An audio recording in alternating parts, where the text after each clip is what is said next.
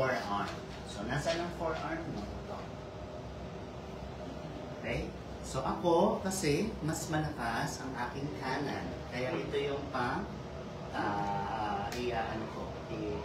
for first aid. Next, you have to back slap. O, paano yung back slap? Hindi massage siya. Back slap. Ito yung gagamitin nyo, this part. And then, nakaganyan si baby, ha? Pero hawakan mo yung paa kasi mahuhulog yun. Tapos, ilan daw nakasulat dyan? 5 pa rin. Alright? Dito, back. Hindi yung quit, ha? Pinapalo mo, hindi susuka yung. Let's nabulunan kasi yung natin. Choke. 1, 2, 3, 4, 5. Alright? Then, kapag hindi pa rin unconscious na si baby, so kailangan na siyang madala sa ambulance or sa hospital. Okay? So, paano naman? So, let's have this. Let's check. Practice for your adult. Okay? Mona Lee. Practice. Position. For example, if your patient just choking off. Practice. Drama. Nakaganto ka. Sabihin mo, help! Sabi ka din. Hindi, ikaw mag-help. Go. So Diba pag na-choke? Ganyan. Go.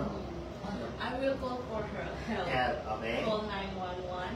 And then while calling 911, Make a face. O, paano yung face? O, pero hindi pwede itong ganyan, ha? Yung mga ganyan. O, next. Continue. make a kiss and use the Hold the grasp. O, ayan. Tapos, locate the navel. Nasaan ang navel? Above the navel and below the ribs. So, continue. Then, ganyan papasok. 1, 2, 3. Hindi, ganyan dapat ito siya. Okay. Go.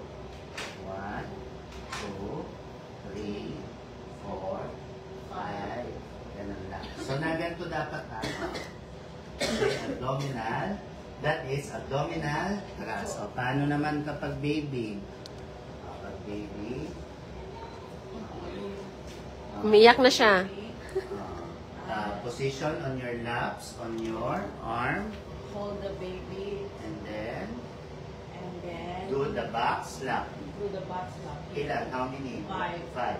1, 2. Huwag kang matakot kasi hindi naman siya nasasagot. Laksan mo. 4, 5. Okay, so that's it. That will be our Heimlich maneuver for infant and for adults. Alright? So, let's practice later. Okay? Let's practice again.